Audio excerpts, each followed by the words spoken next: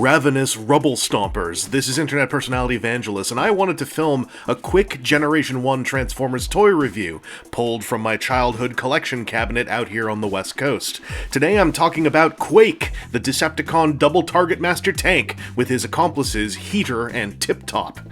I got these at a German flea market during a childhood visit in the early 90s, and notably, I had no idea Heater and Tiptop went with Quake until years later. They were plugged into an Action Master Optimus Prime vehicle we bought from the same seller.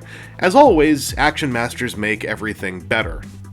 Hailing from the distant era of 1988, Quake has a classically distorted G1 robot body type with a mixture of clear intent and questionable musculature. All the parts are clearly in the right places to form an 80s robot man, but how on earth would they flex and ambulate as a bipedal organism? Who knows, and frankly, is it even ethical of me to ask that question? Quake has a subtly malevolent color scheme of gray, blue, and burgundy, all tinged with cools and purples that make it clear that this is the kind of guy who'd step on a baby. Even though he's all business in front and all nothing in back, Quake somehow makes the rearward wall of burgundy work thanks to his confident stance. Cranially, Quake is riding a slightly more mid-80s vibe than the late 80s flavors that began sprinkling into Transformers skulls in 1988. He's got little earlings and a vaguely Scramble City-ish pegatude going on with that slightly undersized monotone face, and I can't say I hate it, despite my lack of loving it. This also seems like a good time to mention that I never redid the stickers as they came on my flea market copy. Demonstrably, they aren't mint, but I also don't think they're so far gone to fading or crookedness as to derange the clear visual intent. That and, I don't know man, removing and replacing these would be a bunch of work. Oh, and despite being a double Targetmaster, Quake has a basic tank turret plasma cannon pistol, adding to the ability for a child, like I allegedly once was, to simply not realize he even has partner firearm buddies.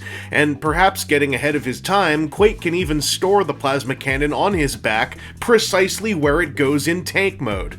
Helpful and efficient. I've talked about them a lot, so let's take a closer look at Tiptop and Heater. Double Target Masters are stuffed with detail despite their status as second-rate nebulons with nearly non-existent fiction to back up their personality paragraphs, and the pair do have a few details I enjoy. Tiptop's shoulder-mounted missile blocks speak to his former career as a strongman, while Heater's got Quake's color scheme kinda, I don't know. All I see are his shoulder pads. I guess they mean he's lazy or something. Tiptop transforms into a gyroscopic destabilizer, which I guess means he shoots pratfalls at people, while Heater converts into a double-barreled photon pistol. Like many double Target Masters, they mostly look like flat bricks with one or two pipes jutting out, as opposed to the meteor bricks or outright successes of the larger original Target Masters. But these guys can also combine into super weapons by using a 5mm port to just hang off of each other's backs. The silhouette is cool, but the execution is an absolute afterthought. Now, I'm gonna talk about Articulation, and if you still think Tiptop and Heater have a single humanoid joint between them, I want to give you a hug for your disaster-level optimism. Quake has got forward shoulder motion on a clickety system of detents, which remains high on the hand-feel scale over 3 decades later. You can even rotate them a full 360 degrees if you're a colossal pervert.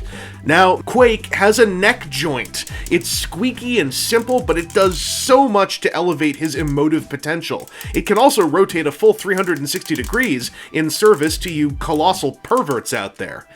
Where a different decade peeks its head into the equation is the use of Quake's transformation joints to approximate a combined outward shoulder rearward butterfly motion, which can kinda look good from the right angles. If you try to T-pose him, he'll look ridiculous, but I'm sure you colossal perverts knew what you were getting into, especially when you use his other transformation joint to move his legs outward. Quake's capable of full side splits, but the real point to make about him is that he's a 1988-era Transformers toy that's full of ratchets and off-angle articulation, even if it looks a little awkward and kooky as soon as you get a little too excited. Quake's transformation process is the highlight of the toy. It's what made me want him so badly on that flea market day so long ago. It's what kept him near my side throughout the early 90s. It is a gorgeous, flawless, simple, efficient, and magnificent means of transforming a robot into a tank. Watch, I'll do it again, just for me, but with the camera on so you can enjoy it too. Everybody should get out a Quake, if only to taste this hand candy themselves.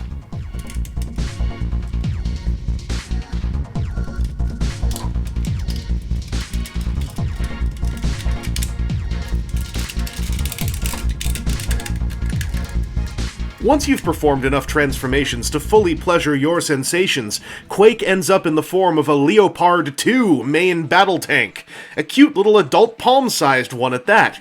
Quake's tank mode has an impressive amount of sculpted surface detail, and wears 2 of Quake's 3 colors quite well, skillfully hiding the blue parts in order to add a small sense of magic when he returns to robot mode once again.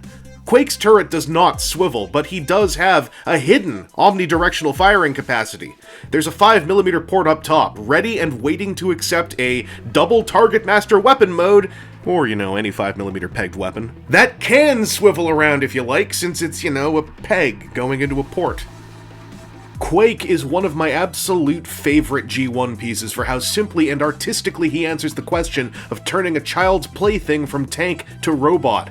The Targetmaster spiel is barely relevant, almost a side gimmick, and something I spent several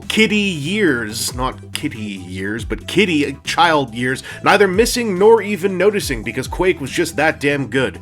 I am not a cat.